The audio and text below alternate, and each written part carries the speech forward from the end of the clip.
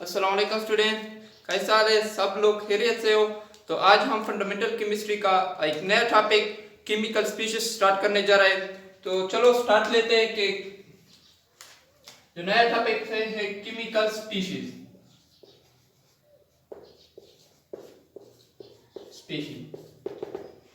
Chemical के लफ्ज सुन के आपको मतलब समझ आएगा केमिकल कोई केमिकल स्पीशीज मतलब ग्रुप कि कोई केमिकल का ग्रुप होगा। केमिकल ग्रुप किस तरह मतलब एटम या मॉलिक्यूल का कुछ ग्रुप होगा जिसके अपने कैरेक्टरिस्टिक होंगे। तो केमिकल स्पीशीज को हम इस तरह इंट्रोडक्शन करते हैं। Chemical species are those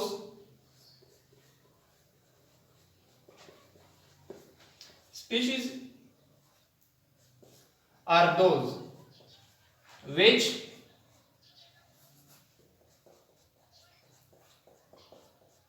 take part in a chemical reaction.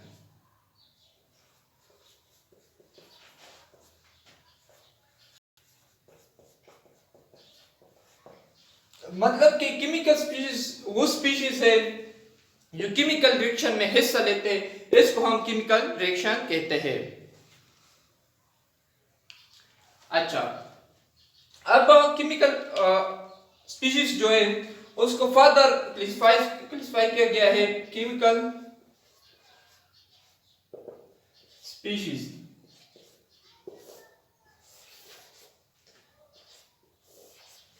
Chemical species को फर्दर थ्री टाइप्स में क्लासिफाई किया गया है। एक है आयन, दूसरा है मॉलिक्यूलर आयन,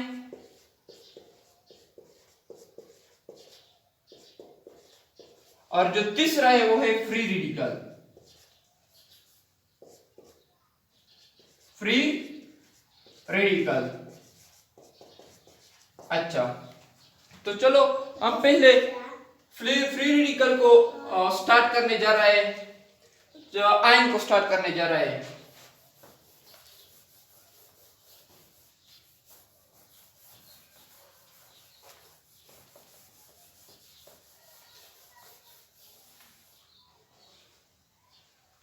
हम आयन को स्टार्ट करने जा रहे हैं कि आयन क्या चीज है।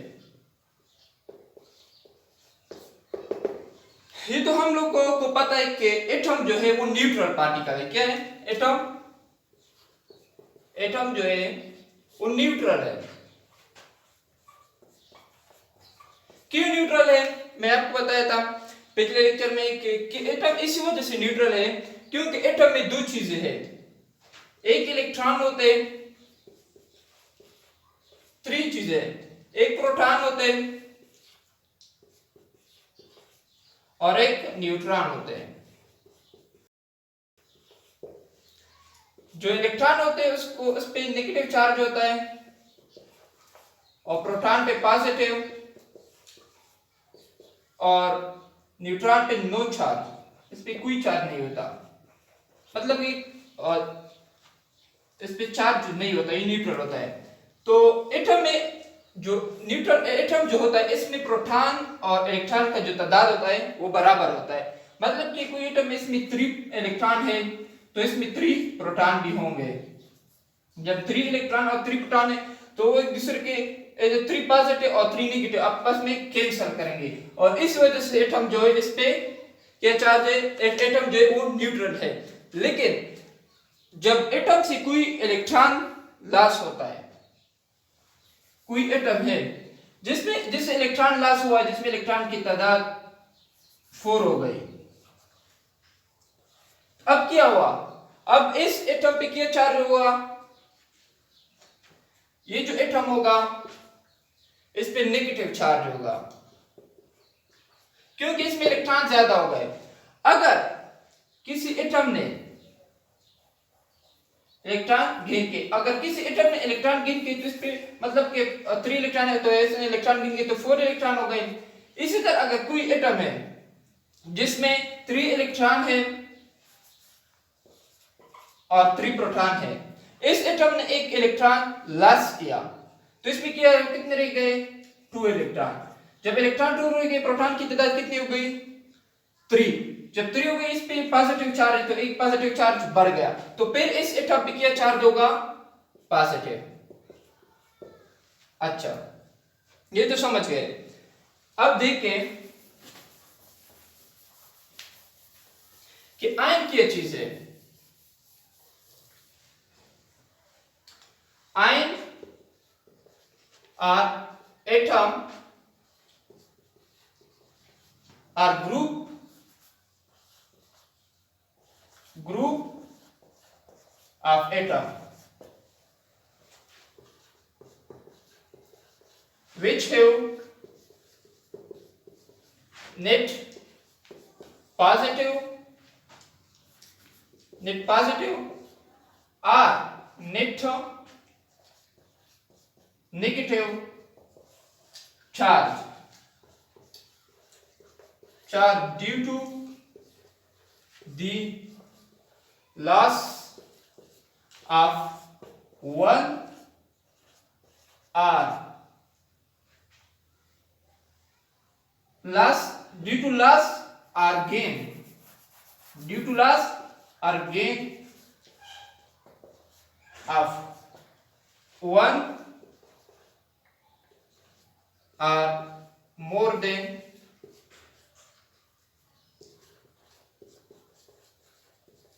one electron. अच्छा, क्या मतलब आयन और एटम, आयंस वो एटम होते हैं या ग्रुप ऑफ एटम जो होते हैं, an atom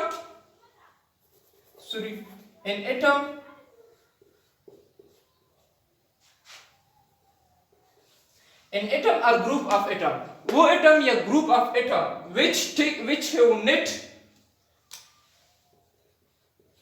which have net positive or net negative charge, जिस पे net positive या net negative charge होता है, क्यों होता है, due to the loss or gain of one or more than one electron। मतलब कि जब कोई एटम है, इस पे पॉजिटिव चार्ज आ गया या नेगेटिव चार्ज आ गया, क्यों आ गया, या उसने इलेक्ट्रॉन को गेन किया, वन इलेक्ट्रॉन को, इससे ज्यादा इलेक्ट्रॉन को, या वन इससे ज्यादा इलेक्ट्रॉन को लॉस किया, तो इसको आयन कहा जाता है। जिस तरह मैंने आपको मिसाल दिया कि कोई एटम है जिसमें प्रोटॉन, मतलब कि आयन में नंबर ऑफ प्रोटॉन जो होता होगा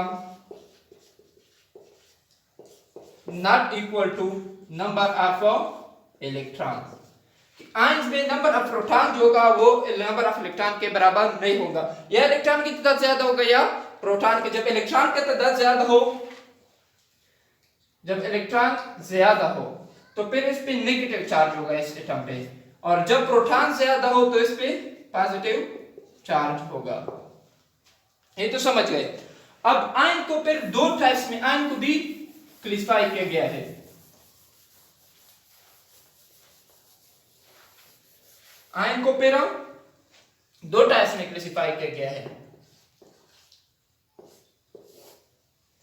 एक होता है कैटायन और एक होता है एनायन। अच्छा, कैटायन क्या चीज है और एनायन क्या चीज है, देखिए।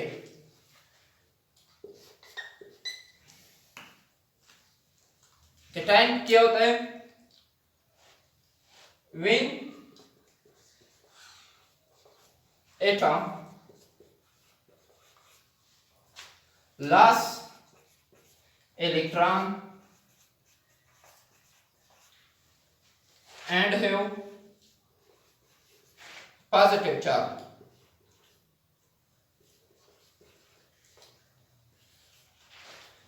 have net positive charge is called ion, is called cation। मतलब कि जब कोई atom when atom loss electron, जब कोई एटम इलेक्ट्रॉन को लॉस करे, और इस पे जब लॉस करेगी तो इस पे क्या चार्ज है, और नेट पॉजिटिव चार्ज इस कार्ड, जिस पे एंड हैव नेट पॉजिटिव, इस पे नेट पॉजिटिव चार्ज आए तो इसको कैटायन कहा जाता है। कैटायन को इसके एग्जांपल ये है, एग्जांपल देखिए।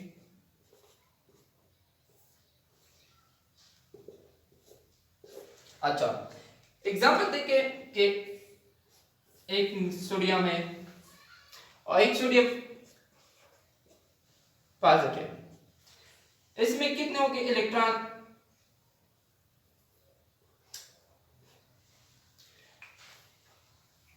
तो इसमें इलेक्ट्रॉन जो होंगे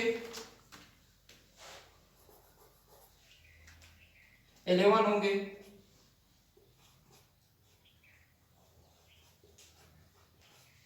और 11 क्या होंगे? 11 प्रोटॉन भी होंगे, और यहां पे भी 11 इलेक्ट्रॉन होंगे, सॉरी यहां पे 11 इलेक्ट्रॉन और 11 प्रोटॉन होंगे।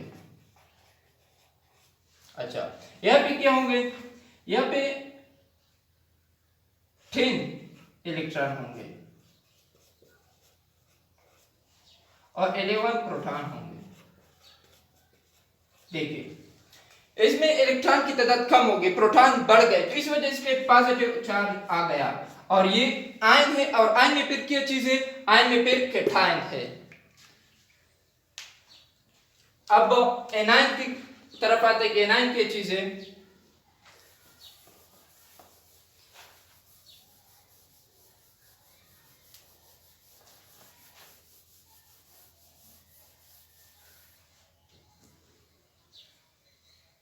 एनायन को देख लें, when negative charge increase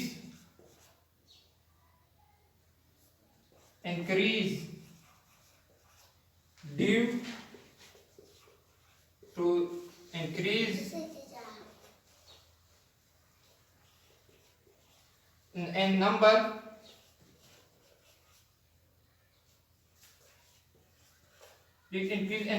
of electron. Cation वो होता है जिसमें नेगेटिव चार्ज इंक्रीज होता है। क्यों इंक्रीज होता है? क्योंकि इसमें नंबर ऑफ इलेक्ट्रॉन इंक्रीज होते हैं। Number of electron due to the number of increase in number of electron or gain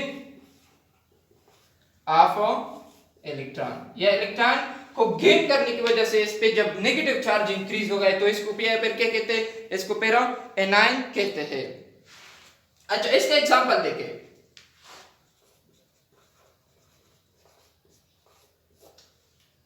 chlorine है हमारे साथ, एक क्लोरीन एक एनायन है, इसमें प्रोटॉन कितने होंगे? 17, और इसमें इलेक्ट्रॉन कितने होंगे? वो भी 17 होंगे। इसमें प्रोटॉन 17 होंगे,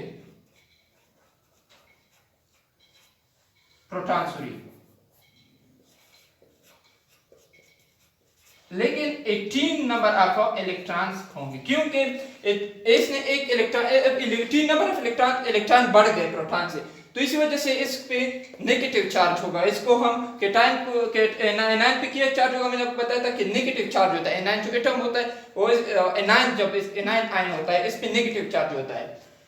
कैटायन और एनायन दोनों आयन है, लेकिन फिर जब किसी एटम पे नेगेटिव चार्ज आता है तो इसको हम एनायन कहते हैं, और जब पॉजिटिव चार्ज आता है तो इस पे इसको हम क्या कहते हैं? कैटायन कहते हैं। अच्छा, अब हम स्टार्ट करते हैं।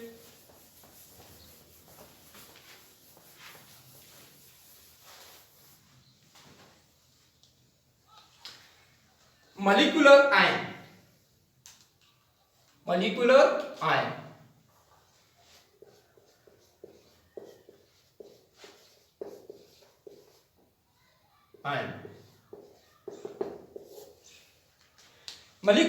कैसे कहते हैं? when gain or loss of electrons occur from molecule and it become positively charged or negatively charged, positively or negatively charged। तो फिर इसको हम क्या कहते हैं, इस called molecular ion. Molecular ion हो गया, वो होता है वो भी सेम एनायन की तरह है, लेकिन इसमें एक डिफरेंस है। आयन में क्या होगा, सिर्फ सिंगल एटम होगा, और मॉलिक्यूलर आयन में क्या होगा कि यहाँ इसमें लॉस ऑफ इलेक्ट्रॉन, मतलब कि मॉलिक्यूल से लॉस ऑफ इलेक्ट्रॉन या गेन ऑफ इलेक्ट्रॉन मॉलिक्यूल में होगा। तो फिर इसको हम मॉलिक्यूलर आयन कहते हैं। जब मॉलिक्यूल से लॉस ऑफ और गेन ऑफ इलेक्ट्रॉन हो जाए तो फिर इसको हम क्या कहेंगे, इसको हम मॉलिक्यूलर आयन कहेंगे। मॉलिक्यूलर आयन को भी इसी तरह दो हिस्से, मॉलिक्यूलर कैटायनिक मॉलिक्यूल,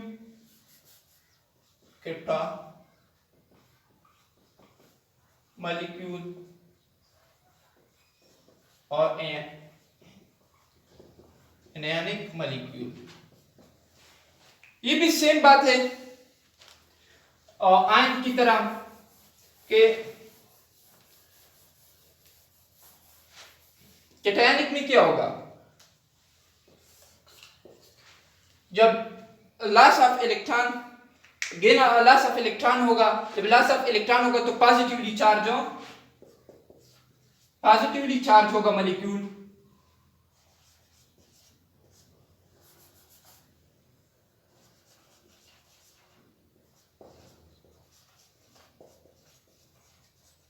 अच्छा, मॉलिक्यूल पॉजिटिवली चार्ज होगा, और इसका वो सेम वही केस है। और इसका एग्जांपल क्या है, इसका एग्जांपल क्या है, इसका एग्जांपल है O पॉजिटिव। दूसरा एग्जांपल है H3O। अच्छा, इसमें देखिए जो ऑक्सीजन है इसने 2 इलेक्ट्रॉन है और दोनों इलेक्ट्रॉन को ही लॉस किया है। यहां पे ऑक्सीजन के साथ 2 इलेक्ट्रॉन तो शेयर में, 2 इलेक्ट्रॉन तो उस मतलब शेयर में है हाइड्रोजन के साथ, लेकिन जो तीसरा जो लोन पेयर है वो भी इलेक्ट्रॉन है ना, उसने लोन पेयर को भी शेयर किया है तीसरे हाइड्रोजन के साथ। तो इस वजह से इस पे पॉजिटिव चार्ज आ गया है कि मतलब कहते हैं इसमें इलेक्ट्रॉन की जो तादाद है उसकी कमी, डिफिशियंसी ऑफ इलेक्ट्रॉन आई है, इसमें भी डिफिशियंसी ऑफ इलेक्ट्रॉन आई है। और जो कैटायन एनायनिक मॉलिक्यूल होगा, एनायनिक मॉलिक्यूल, इसमें मॉलिक्यूल जो होगा वो नेगेटिवली चार्ज होगा। मॉलिक्यूल क्या होगा, नेगेटिवली चार्ज होगा कि इसका मतलब क्या है कि वो मॉलिक्यूल ने किसी इलेक्ट्रॉन को गेन किया है। एनायनिक में क्या होगा, गेन ऑफ इलेक्ट्रॉन होगा, नेगेटिवली चार्ज होगा मॉलिक्यूल पे। तो इसी वजह से एनायनिक मॉलिक्यूल्स में मॉलिक्यूल नेगेटिवली चार्ज होगा। वही एनायनिक वाला जो सेम किसी डेफिनेशन वगैरह आप वैसे, तो इसका एग्जांपल होगा ClO3 नेगेटिव। ऑक्सीजन के साथ इस यहां पे क्या होगा, यहां पे ऑक्सीजन ने एक का इलेक्ट्रॉन को लॉस किया है। दूसरा एग्जांपल इसका है N नेगेटिव। नाइट्रोजन ने दो नाइट्रोजन है लेकिन एक का इलेक्ट्रॉन को लॉस किया है। जब एक नाइट्रोजन होता जो 2 इलेक्ट्रॉन को लॉस करे तो फिर यहाँ पे 2 नेगेटिव होता है, लेकिन यहाँ पे क्या है 2 इलेक्ट्रॉन है 1 नेगेटिव। इसका मतलब कि हर नाइट्रोजन ने एक इलेक्ट्रॉन को लॉस किया है। अच्छा, अब जो लास्ट टॉपिक है वो है free radical.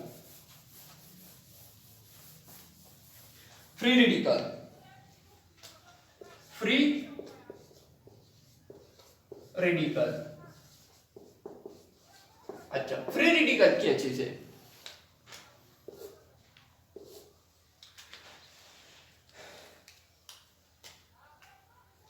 Free radical are those atom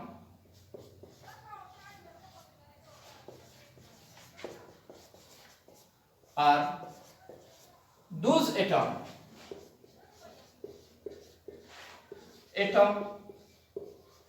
which have unpaired electron in outer shell and have no charge. Critical और दोज एटम, क्रिटिकल वो एटम है जिसके आउटर मोस्ट शेल में अनपेयर इलेक्ट्रॉन हो। अनपेयर इलेक्ट्रॉन मतलब कि पेयर क्या मतलब है? पेयर का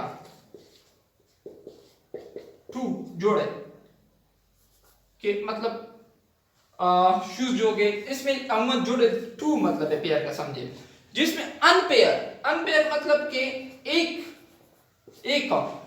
which have unpaired electron, जिसमें unpaired electron का in outer shell में and have no charge और इस पे कोई चार्ज नहीं होगा, नेट चार्ज इस पे कोई नहीं होगा।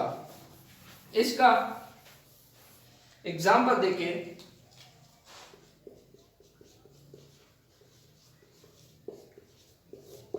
एग्जांपल क्या है इसका? इसका एग्जांपल है क्लोरीन, हाइड्रोजन। ये डार्ट क्या चीज है?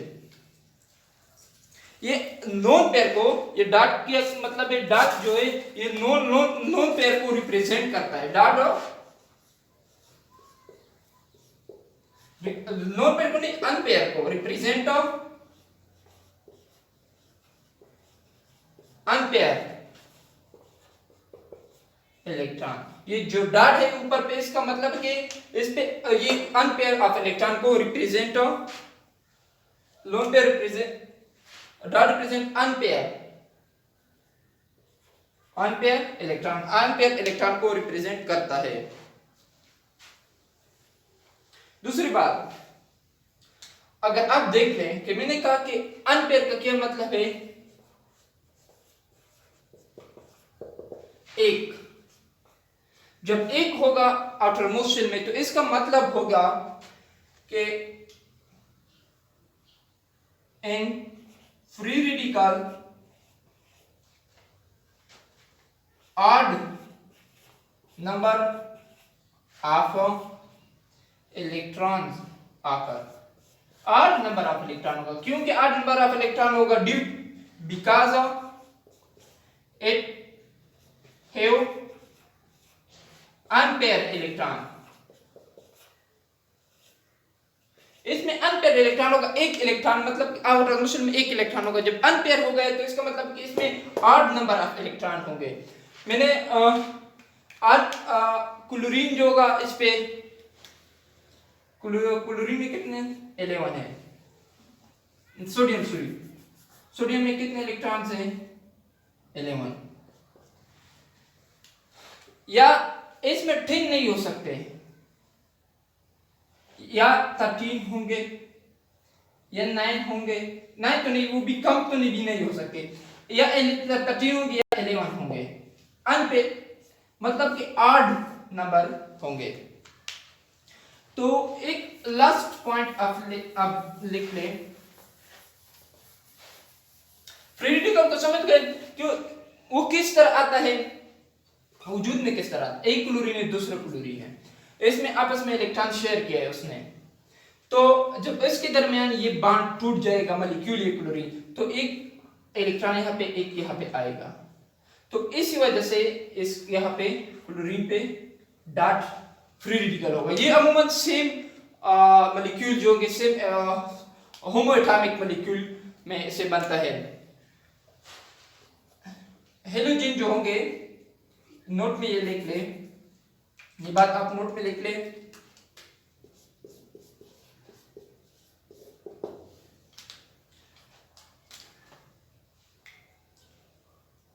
Free radical form by the break down of halogen molecule in the present of sunlight। जो हेलोजन होते हैं, हेलोजन मॉलिक्यूल जो है, क्लोरीन, फ्लोरीन, आयोडीन वगैरह, जब इनके मॉलिक्यूल होंगे, मतलब होमोएटॉमिक मॉलिक्यूल, या I2 होंगे, या F2 हो गए, या Cl2 होगा, या Br2 होगा, तो इस पे जब सनलाइट पड़ता है तो ये दरमियान में टूटता है, ये इस तरह है।